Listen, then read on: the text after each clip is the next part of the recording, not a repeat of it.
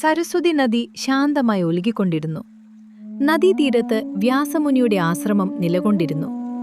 സന്ധ്യാസമയമായിരുന്നു. മണൽത്തിട്ടയിലിരുന്ന് വ്യാസൻ നദിയിലെ തിരകളെ നോക്കിക്കൊണ്ടിരുന്നു. പക്ഷേ അവന്റെ കണ്ണുകൾ അവയെ കാണുന്നില്ലായിരുന്നു. മുഖത്ത് ദുഃഖത്തിന്റെ നിഴൽ വ്യക്തമായിരുന്നു. ആഴത്തിലുള്ളൊരു വേദന അവന്റെ ചിന്താഭരിതമായ കണ്ണുകളിൽ പ്രതിഫലിച്ചു. ദീർഘനേരം അവൻ അങ്ങനെ തന്നെയിരുന്നു.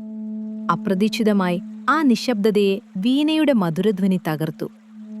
നാരായണന്റെ മഹത്വം പാടുന്ന സ്വരം സംഗീതത്തോടൊപ്പം കേൾക്കപ്പെട്ടു. യുവർഷിയായ നാരദൻ തന്റെ ദിശയിലേക്ക് വരുന്നതായിരുന്നു.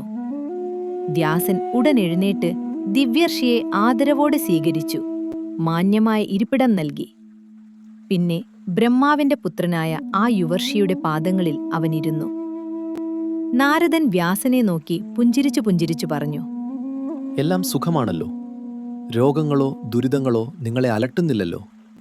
നിങ്ങളുടെ മനസ്സ് ശാന്തമായൊരു കുളത്തെപ്പോലെ കലുഷിതമല്ലാതെ ഇരിക്കുമെന്ന് ഞാൻ വിശ്വസിക്കുന്നു. മഹാഭാരതം എന്ന മഹാകാവ്യം നിങ്ങൾ രചിച്ചിരിക്കുകയല്ലേ? ധർമ്മത്തിന്റെ സാരാംശം ഉൾക്കൊള്ളുന്ന അതുല്യ ഗ്രന്ഥം. അത് മനുഷ്യലോകത്തിന് മഹത്തായ അനുഗ്രഹമാണ്. ബ്രഹ്മവിദ്യയിൽ പ്രാവീണ്യമുള്ള നിങ്ങളെ ദുഃഖം സ്പർശിക്കേണ്ടതേയില്ല.